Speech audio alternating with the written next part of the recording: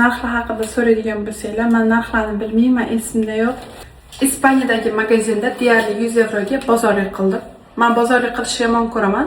Shuncha hammasi bittada bo'lsa bo'lsin dedim. Nimalar oldim? Rastakovka chek. Qani ketdik. 20 yevroga mana shu sok qiladigan sokni vijavalka oldim. Endi har kuni har xil kokteyllar qilamiz birgalikda.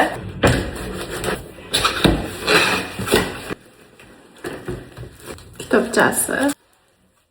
Ishlatiladigan qog'ozni oldim, chunki yuzimni har kuni yuvgan paytimda albatta men shunaqa sochiqli o'rniga mana shunaqa qog'ozdan foydalanaman. 2 kilo apelsin oldim.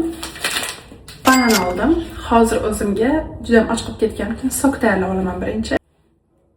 Ochqib ketdim juda ham qattiq.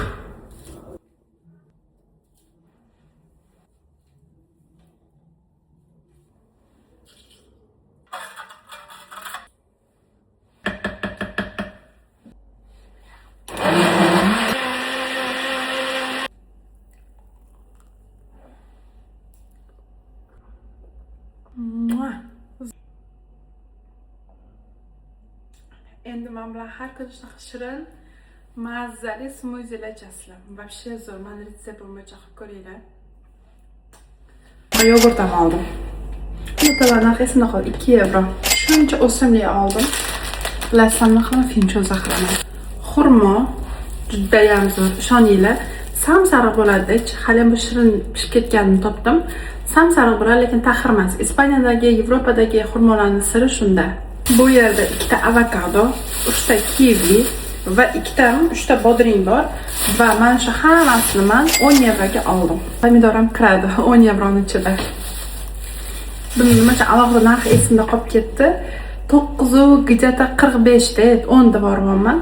Chunki buni men mahalliy marketdan oldim. Erta yaxshi pomidor yo'q edi bularga magazinda. Aniq uzum oldim. Kisildoq. Mana bulочка oldim. Yana banan. Nimaga bu banan 2 ta ko'p oldingiz? Bu yashilroq banan ekan. Mahalliy marketda esa men sariqroq banan ko'p qoldim. Buni orqaga qo'yib qo'yamiz, pishib turadi. Narxi 1.66. Choy oldim 3 yevroga. 2 yevroga shunaqa ana 30 ming so'mga oldim shu. Bularni piyoz bilan ana ham olganim mana. Cheslok, chunki pincho zaqmoqchiman bugun. Ham jo'xorilarni yaxshi ko'raman, mayli deb olaverdim 3 ta. Mana shuni 3 ta. Shunaqa yashil olma oldim, nima uchun deb o'ylaysiz? Albatta sok qilish uchun. Sabzi, mandarin, mana katta bagetka oldim. Kekslar, suv oldim, ko'proq suv ichish uchun. Halol go'sht oldim. Bilaman, halol emas deysizlar, boshqa deysizlar. Lekin men qayerdan topay halol go'sht? Ispaniyada kommentariyada yozinglar. Olma. Guruch oldim.